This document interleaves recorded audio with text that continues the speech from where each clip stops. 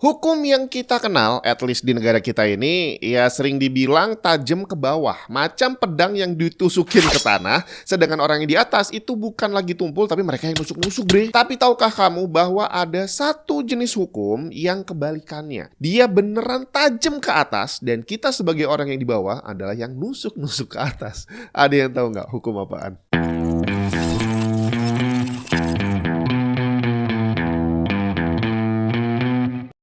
Ini kita bukan sedang bicara tentang politik, tapi justru bicara tentang teknologi dan lagi rame, bre. Jadi beneran hukum yang satu ini dia tajam ke atas dan bukan tumpul ke bawah sih. Malah boleh dibilang yang bagian bawah ini dilepas aja tanpa hukum, dibiarkan hukum rimba yang berjalan. Jadi ceritanya semua orang itu memulai dari bawah. Semua boleh sikut-sikutan, semua boleh pukul-pukulan, mau jujur juga silakan aja. Dan nanti seperti hukum rimba yang kuat, yang memang hebat gitu ya, dia akan pelan-pelan naik ke atas, dan kalau udah sampai atas tinggal tunggu waktu, dia bakal secara legal boleh ditusuk dari bawah sama orang-orang yang kalah saingan, bre. Udah ada yang bisa nebak nama hukumnya apa? Kalau belum, saya kasih tahu. Namanya adalah antitrust law, atau di Indonesia dinamakan sebagai hukum persaingan usaha. Aturannya simple, nggak boleh monopoli pasar, nggak boleh menguasai harga, dan nggak boleh menghalangi persaingan. Terdengar mudah, tapi pada prakteknya ternyata susah banget aplikasinya. Bahkan pada prakteknya seringkali saya lihat hukumnya terlihat aneh dan kita jadi agak susah membedakan mana yang salah dan mana yang benar. Contoh kasus terbaru lagi rame sedang dihadapi sama Sony. Mereka dituntut miliaran juta dolar di banyak negara karena dituding melakukan praktek monopoli. Catat, dituntut belum tentu akan dinyatakan bersalah. Bahkan nantinya tuntutan yang sama ini juga belum tentu akan menghasilkan putusan yang sama juga di setiap negara. Yang dituduhkan ke Sony, pertama, menghalangi adanya digital store alternatif. Kedua, menghalangi publisher untuk menjual game mereka di tempat lain. Dan ketiga, ini berarti menghalangi kompetisi dan membuat mereka bisa pasang harga lebih mahal dari yang lain. Dan memang terbukti sih, game-game di PS walaupun sama dengan yang ada di PC, harganya lebih mahal di PS. Tapi selama ini para pengguna konsol diem-diem aja tuh. Mereka justru ngebelain konsolnya walaupun udah jual game dengan harga lebih mahal. Di UK, tuntutan ini diajukan oleh Alex Neil yang disebut mewakili konsumen UK, dan tuntutannya bukan hanya yang sekarang terjadi tapi mundur sampai tahun 2016. Jadi yang mereka permasalahkan bukan kasus di 2026 tapi mundur sampai ke zaman PS4 di tahun 2016. Bahkan sebenarnya praktek yang dilakukan Sony ini udah ada dari sejak zaman sebelumnya lagi. Jadi ini adalah sesuatu yang udah berjalan selama puluhan tahun dan selama ini mereka diem aja. Kenapa baru sekarang mereka nuntut? Hal ini mengingatkan saya pada kasus Epic versus Apple dan Google beberapa tahun lalu. Singkatnya, Epic melanggar perjanjian dengan Apple dan Google soal Fortnite. Udah disepakati sebelumnya bahwa Fortnite itu adalah game gratis, jadi pembelian in-app purchase harus lewat App Store dan Play Store. Tapi Epic melakukan kecurangan. Mereka ternyata jualan di luar sistem, yang artinya nggak setor bagi hasil sesuai dengan yang sudah disepakati. Begitu ketahuan, tentu saja Fortnite langsung di-ban dari Play Store dan App Store. Nah, di sini Epic nggak terima, bre. Bukannya minta maaf, dia malah nuntut Apple dan Google dengan tuduhan monopoli. Hasil akhir keputusannya bervariasi dan nggak akan kita bahas secara detail di video ini karena topiknya beda. Yang pasti ada dua hal yang terlihat sama dari kasus Epic versus Apple dan Google dengan kasus yang terjadi sama Sony sekarang ini. Pertama, yang dilakukan sama Apple, Google, dan Sony itu udah mereka lakukan sejak lama, bre. Dari sejak awal mereka buka servisnya, sistemnya udah seperti itu. Tapi kenapa dituntutnya sekarang? Kalau dalam kasus Apple dan Google berarti kenapa dituntutnya baru beberapa tahun yang lalu, bukan dari sejak awal? Yang kedua adalah yang nuntut. Epic waktu ngelawan Apple dan Google, mereka belum ada waktu sistemnya ini berjalan. Jadi di tengah jalan, Apple dan Google-nya udah jalan sejak lama gitu ya. Tiba-tiba Epic masuk, bawa Fortnite, gue mau dong jualan di tempat lu, boleh nggak? Oke, boleh, sistemnya seperti ini. Oke, gue setuju. Nah, di tengah jalan Epic melakukan kecurangan, melanggar perjanjian mereka, terus akhirnya playing victim. Dan mereka menuntut setelah sekian lama berhasil ngumpulin banyak duit jualan di Apple dan Google. Udah dapat banyak, udah curang pula, playing victim, dan malah main tuntut. Didengerin pula sama pengadilan. Dalam kasus Sony juga sama, yang nuntut adalah konsumen. Konsumen yang selama puluhan tahun mereka nggak masalah dengan sistem yang ada pada Sony. Bahkan saking-sakingnya para pengguna konsol ini setia sama konsolnya sampai ada istilah penyefong konsol, bre. Karena jelas-jelas dibohongin secara spek, dibohongin secara harga gitu ya lebih mahal, mereka diem-diem aja dan terus-terusan ngebela. Tapi begitu Sony mengumumkan akan berhenti memproduksi game fisik di tahun 2028, banyak yang nggak setuju dan nuntut Sony karena alasan game fisik ini. Saat itu sempat ada berita muncul Sony dituntut karena masalah game fisik, bukan tentang monopoli. Tapi setahu saya tuntutannya ditolak sama pengadilan karena ya emang Sony nggak salah, terserah mereka mau jual secara fisik ataupun secara digital. Dan alasan berikutnya karena game digital udah bukan sesuatu yang aneh, bre. Semua game, hampir semua platform menjual dengan cara digital. Udah bukan lagi pakai fisik, tinggal dikit yang pakai fisik. Nah, begitu tuntutannya ditolak, barulah muncul wacana menuntut Sony untuk monopoli.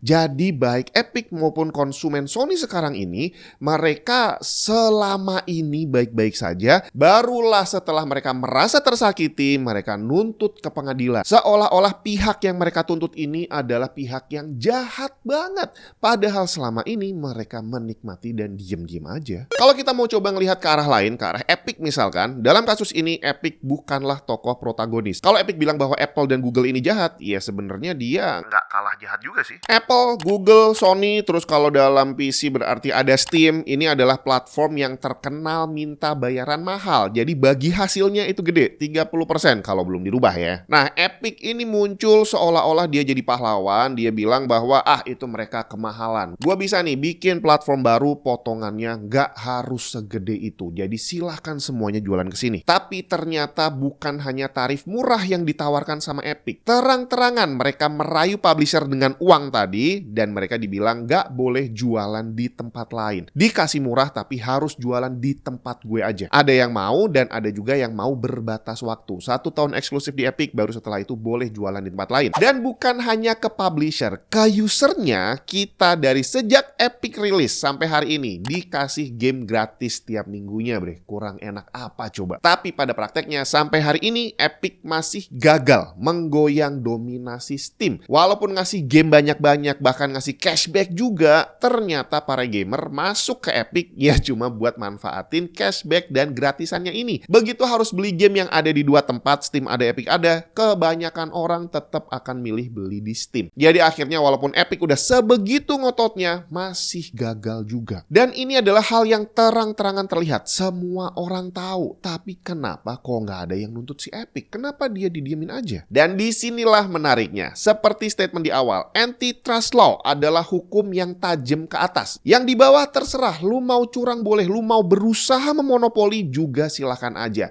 Karena hukumnya hanya akan menghandle orang-orang yang sudah ada di atas. Sanksi hukum baru akan bisa berlaku kalau ada pihak tertentu yang melakukan praktek monopoli ini dan karena kekuatan mereka bisa mempengaruhi pasar. Walaupun pada prakteknya macam Apple, Google, dan Sony itu mereka bukannya bayar orang untuk menghalangi persaingan. Enggak, jadi mereka memang bikin aja apa yang mereka bikin dan mereka bikin bagus gitu ya sampai akhirnya gede dengan sendirinya tanpa harus menghalangi orang lain. Begitu udah gede, ini bisa jadi bumerang. Harga 30% yang selama ini dianggap baik-baik saja, begitu mereka udah terlalu besar, akan dianggap terlalu mahal. Jadi kalau mau coba saya analogikan, antitrust law itu kerjanya kurang lebih, misalkan ya, di satu kota itu belum ada mall sama sekali, adanya hanya pasar tradisional. Akhirnya saya sebagai investor, saya datang ke sana, wah kayaknya prospek nih. Akhirnya saya bikin mall di sana.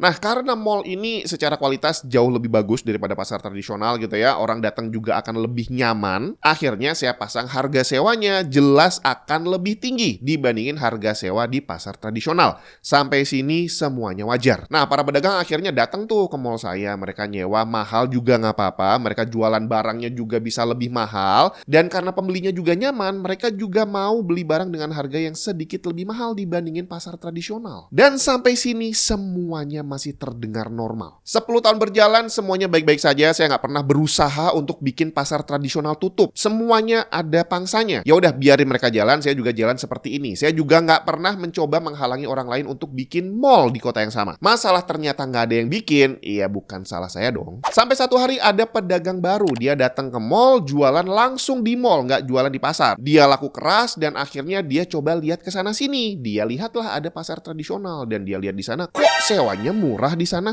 di mall ini kok mahal banget. Nah, di sini dia merasa tersakiti. tersakiti bre, padahal selama ini dia bisa gede gara-gara jualan di mall saya. Dan gilanya lagi si orang ini pasang iklan terang-terangan, Anda bisa beli dengan harga lebih murah kalau transaksinya di luar mall, biar dia nggak bayar bagi hasil ke saya sebagai pemilik tempat. Akhirnya karena dia berbuat nakal, ya udah saya kasih hukuman, nggak boleh jualan di sini lagi. Ternyata dia playing victim. Dia tuntut ke pengadilan, dia bilang saya berusaha melakukan monopoli karena saya melarang dia untuk jualan di luar mall. Nah, di sini udah jelas sebenarnya bahwa yang cari gara-gara adalah si orang ini. Tapi begitu kita bicara tentang antitrust law, ceritanya bisa beda. Saya bisa kalah, bre. Jadi saya yang selama ini nggak pernah ngurusin orang lain, cuma berusaha bikin mall saya jadi kelihatan lebih bagus, dan otomatis iya harganya juga nggak mungkin turun gitu ya. Ditahan sama, nggak naik aja udah bagus. Ternyata enggak. Saya menghadapi tuntutan yang nantinya kalau saya kalah, saya harus pertama menurunkan harga, nggak jadi 30% tapi diturunin jadi 15% misalkan.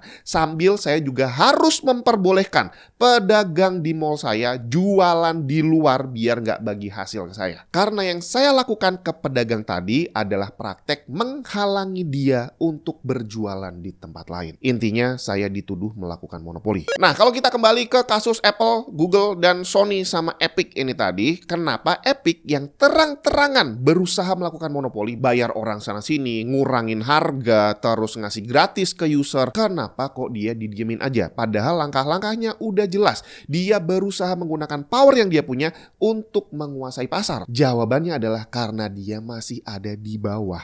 Hukum ini berlaku ke atas, bukan ke bawah. Jadi walaupun Epic sudah berusaha melakukan segala macam kecurangan, kalau dia gagal, nggak bisa menguasai pasar, berarti pasar sudah menghukum dia.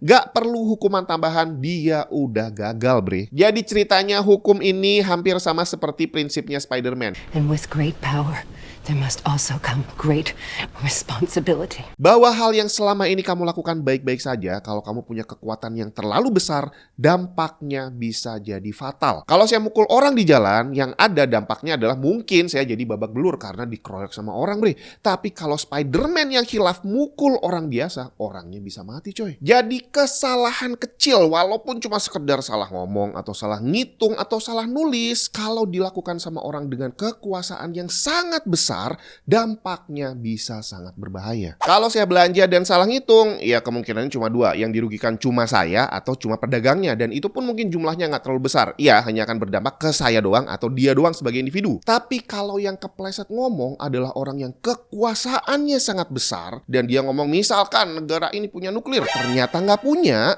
itu bisa memicu perang, bre. Bukan cuma berantem dua presiden, enggak, bre, tapi perang antar dua negara. Hanya karena salah ngomong atau asal ngomong. Sama juga nyebut orang misalkan punya penghasilan Rp7.000 gitu ya, tapi dia salah ngomong 700.000. Ini bedanya 100 kali lipat. Dan kalau yang bicara adalah sekali lagi orang yang kekuasaannya besar, di mana kata-katanya ini akan dijadikan acuan untuk membuat kebijakan, ini bakal bahaya banget. Karena yang dia bandingkan nantinya adalah dua orang, yang satunya penghasilannya cuma 7.000, tapi dia menyamakannya dengan orang yang penghasilannya 700.000.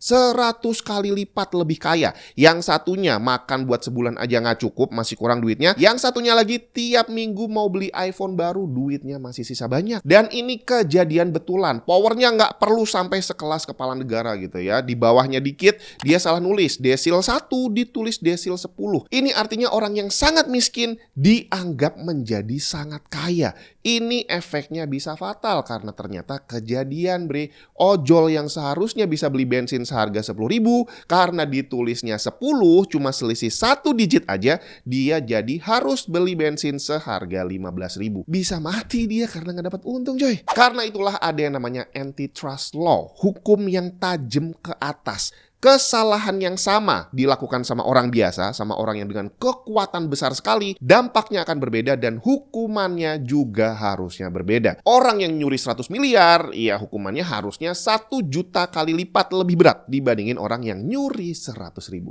Iya nggak sih?